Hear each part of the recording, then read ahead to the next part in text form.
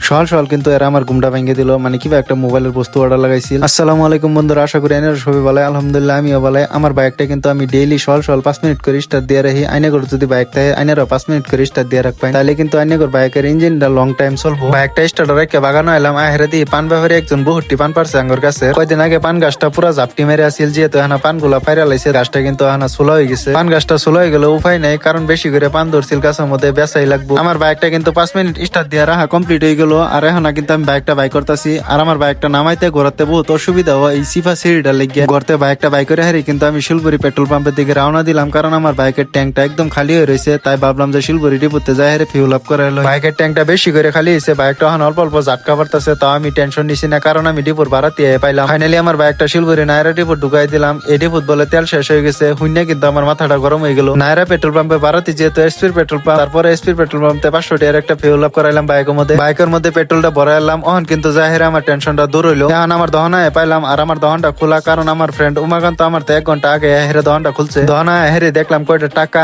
আর টাকা দেখলাম আর ফুর্তি লাগে, খালি আমার বললে না সবারই। আর দহনার মধ্যে কয়টা কাম করলাম। এখন বাড়াই ফেলাম আমার চাকরির দোস্তরে নিয়ে, ওর লগের ডি কয়েকজন মানে বল খেলা দেখবার গেছে, তাই ওর এখন দেয়ার লাগে। আমি এখন বাড়াইলাম ওরে নিয়ে। খেলাটা হইতাছে সৈকিয়া সুবুরি, এই ক্রিকেটের বড় ফিল্ডার। ক্রিকেট খেল কিন্তু ফিল্ডের ভিতরে চলতেছে। আর আমার জাকির দোস্ত কিন্তু ওর লগের ডিরে পায়ে খুশ হয়ে গেল, এখন বই আরামসে খেলা দেখতেছে। আর গাইস পিছে কিন্তু খেলা চলতে আছে। এখন আমি যামগা ক্রিকেটের মধ্যে, যেহেতু আমার এত ইন্টারেস্ট নাই, আইছিলাম একটা ক্লিপ শিপ নিবা লাগে, তো ক্লিপ শিপ নিলাম।